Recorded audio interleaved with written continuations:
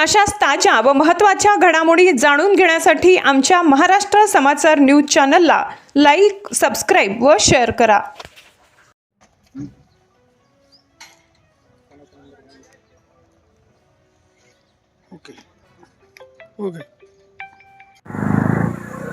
कुवारी पुष्पा अशोक जाधव हे माझं पूर्ण नाव आहे.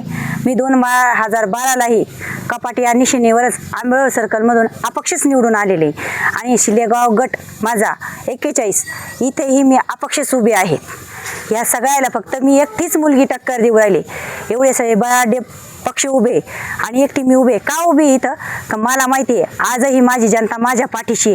मी 2012ला जे काम केलेले ते हर एक गावामध्ये पोहोचलेलं आहे. हे जे उमेदवार यांनी दिलेले हे सर्वसामान्य जनतेला चालत नाही, तरी यांनी दिलेले हे पैशाच्या बळावर दिलेले, यांच्या कामाच्या बळावर नाही दिलेले. जिल्हा परिषद स्थानिक स्वराज्य कोणाची असती? जनतेची असती. जनतेचा नेता असावा, जनतेने निवडावा, तो जनतेचं सुखदुःख जाणणारा असावा, ते सुखदुःख त्यांचं निवारण करणारा असावा. यांनी एकही व्यक्ती असा दिलेला नाहीये की तो यांचं सुखदुःख निवारण करेल. यांनी दुःखच दिलेले, कमळावाल्यांनी दुःखच दिलेले, जे घड्याळीचे त्यांनी दुःखच दिलेले आणि ज्या महिला त्यांनी उभा केलेले हे काय सर्वसाधारण गट आहे हा माझा जिल्हा परिषद. त्यांच्या महिलांना एकालाही बोलता येत नाही. मी स्वतः जिल्हा परिषद मध्ये काम केलेलं आहे आणि त्यांना असं डिवाईडला उभा करून त्यांना जिल्हा परिषदचं काम विचारा म्हणा. एकही काम सांगता येणार नाही. मी जिल्ह्यातच नाही, मी महाराष्ट्रभर काम केलेलं आहे. तेव्हा मी अपक्ष होते, मला कोणाचंही स्थान नव्हतं, कोणाचाही सहारा नसतानाही मी काम केलेलं आहे. माझं शिक्षण फक्त 12वी आहे, पण माझा राजकारणातला हा जो अनुभव आहे बाल्यपणापासून आहे. माझे वडील राजकारणात असून समाजसेवा करणं हाच त्यांचा एक उद्देश आहे आणि तेच ते करतात.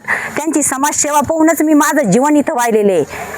पूर्ण जीवन मी यांना देणार आहे. येणारे 5 वर्ष ही मी निरपेक्ष फक्त माझ्या जनतेची समस्या आणि त्यांचे कसं समस्येचं निवारण करता येतं तेवढ्यावरच मी भर देणार आहे. आता सध्या तुम्ही फिरत आहात, शिल्लेगाव गणामध्ये फिरत आहात, काय तुम्हाला सिद्धनाथ वाडगाव गण हा सिद्धनाथ वाडगाव गण आणि शिल्लेगाव गटात तुम्ही फिरत आहात, तर काय तुम्हाला समस्या दिसत आहे? समस्या इकडे अशी आहे, इथं सर्वसामान्य जनतेचे कामच नाही केलेले. जे घरकुल आहे, ज्या विहिरी आहे, जे गोगोटे आहे यांनी दिलेले, याला विहिरीला यांनी 50,000 रुपये लावलेले, गोगोट्याला 7,000 रुपये लावलेले आहे. आणि जेही स्त्रियांचे महिलांचे श्रावणबाळ असो, त्यांचे पगाराचे फायले असो, याला त्यांनी 5-5, 3-3 म्हणजे जशी घरची परिस्थिती असन तशानुसार यांनी पैशाची क्रायटेरिया लावलेला आहे. यांनी तसा भाव ठरवलेला आहे. आणि गावातले 1-2 व्यक्ती गावामध्ये हे डालभर जरी कांदे असले तर त्याच्यामध्ये एक नासका कांदा असतोच. तो नासका कांदा त्यांनी जवळ घेतलेला आहे आणि त्याच्यानुसार हे गावाला यांनी त्रास दिलेला आहे. माझे बेनिफिट काय आहे माहिती आहे का तुम्हाला? यांनी जे कर्म केलेले पहिले तेच माझं बेनिफिट आहे. यांनी एक गाव असं सोडलेलं नाही का त्या गावामध्ये यांनी सर्वसामान्य जनतेला त्रास दिलेला नाही.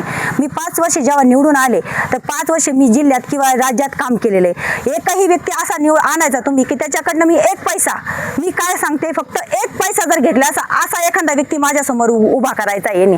आणि यांनी मला असं दाखवायचा जनतेला काही 1 पैसा न घेता एखादा व्यक्ती यांनी उभा करायचा आहे काही बिना पैसे घेतल्याचा मी यांचं काम केले. ही तफावत आहे त्यांच्यात आणि माझ्यात. मी ताकद का म्हणते माझी, त्याच्यामुळे मी यांच्याशी संघर्ष करू शकते का माझे जे काम आहे आणि त्यांचे जे कर्म आहे त्यांचे कर्म मला आज उपयोगी येऊ राहिले. जनतेचं जे रोष आहे ते 7 तारखेला येणार. 7 तारखेला ते बरोबर कपाटाच्या निशाणीवरच बटन दाबून 9 तारखेला जेव्हा हे कपाट उघडणारे यांच्या सगळ्याची अशी धडधड बंद होणारे, धडधड यांच्या कागदाचे ठोके बंद होणारे. इतक्या बहुमताने मला जनता निवडून देणार. खूप सुंदर प्रतिसाद आहे माझा, म्हणजे माझ्यावर प्रेम करू लागली जनता. नाही, आता तुम्ही फिरत आहात, जनतेच्या हे ज्या समस्या तुम्ही बघत आहात त्या निवडून आल्यानंतर सगळ्यात पहिले प्राधान्यक्रम काय असेल तुमचा? प्राधान्यक्रम माझा घरकुलला राहणार आहे. खूप वंचित आणि मागासलेला भाग आहे हा. इथं विधानसभा आणि लोकसभेशिवाय व्यतिरिक्त इथं लोक येतच नाही. म्हणून ग्रामपंचायत आणि पंचायत समिती जिल्हा परिषदचं कोणाचे काम करण्याची इच्छाच राहिलेली नाही. म्हणून मी सर्वप्रथम घरकुल, महिलांच्या समस्या आणि त्याच्यानंतर जे आपले रोजगार हमीतून विहिरी झालेले आहे, काहीचे अजून मास्टर बाकी आहे, मी त्याच्याकडे लक्ष देणार. ह्या 3 गोष्टीकडे मी सर्वप्रथम प्राधान्याने लक्ष देणार आहे. 4थी गोष्ट म्हणजे रस्ते. इथं आली भारी जमीन, इथं रस्ते करणार रोजगार हमीतून कुणीही तयार होत नाही. का होत नाही? का हा पैसा जनतेच्या याच्यावर येतो. यांना जेही लोक आहेत तिथं त्यांचा जनतेवर विश्वास नाही, पण माझा आहे. त्या विश्वासानेच मी इथं उभी राहिले. त्यांनी ते मला निवडून देणार आहे, त्या विश्वासानेच मी काम करणार.